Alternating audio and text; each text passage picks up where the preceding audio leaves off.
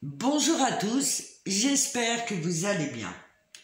Un grand merci à tous les abonnés et cela m'encourage. Aujourd'hui, je voulais vous parler du yin. À un moment donné, il faut l'envoyer dans les roses. Pourquoi? Pour que ça soit beaucoup plus juste pour le yang. On va dire la yang, c'est plus facile.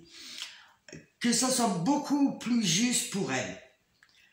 Lorsque la yang en a marre d'en avoir marre, lorsqu'avec toute la volonté du monde, elle a été compréhensible, empathique, gentille, agréable, elle s'est remise en cause et rien n'a marché. Et le yin est toujours dans ses dysfonctionnements, dans les allers-retours, dans l'oubli, gaslighting, pas attentionné, etc., etc. La yang, elle doit se positionner, s'aligner, s'aimer, se respecter. Il faut qu'elle apprenne, elle aussi, comme le yin, à attirer, à magnétiser l'amour. Parce que la yang a tendance à donner de l'amour à l'extérieur. Et il y a un moment donné, dans son positionnement, il faut qu'elle attire l'amour. En fait, le yin, c'est un modèle. Il faut qu'elle l'attire à elle, magnétise. Mais l'avantage qu'elle a, c'est qu'elle a la conscience. Donc, dans son magnétisme, parce que je vous avais expliqué que le yin, il magnétise, mais il magnétise aussi le négatif. Et tandis que le rôle de la yang, c'est justement d'apprendre à magnétiser, à faire le tri, le discernement, le tri du vrai et du faux, ce qui est juste pour elle, ce qui l'anime, ce qui la rend heureuse et belle. Elle n'a pas accepté les dysfonctionnements de son yin, quitte à l'envoyer dans les roses. Parce qu'à un moment donné, c'est avec elle-même qu'elle est injuste, c'est avec elle-même qu'elle dysfonctionne. Le fait de tout accepter de son yin, elle dysfonctionne avec elle-même. Quelque part, elle se trahit. Certes, le yin, dans un premier temps, sera soulagé lorsque la yang va lui dire stop, ou je veux plus de ça, ça y est, ras-le-bol.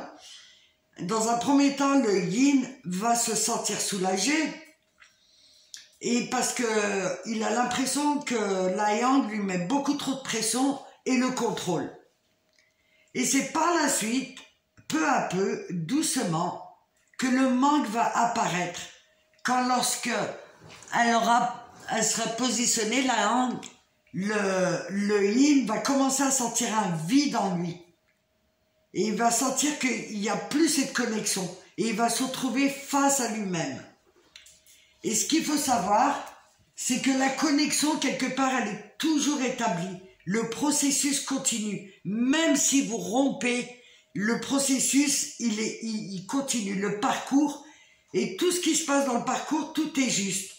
Ne vous culpabilisez pas de ce que vous avez fait ou pas fait. Prenez juste conscience sans vous juger. C'est un temps qui va être dans l'introspection.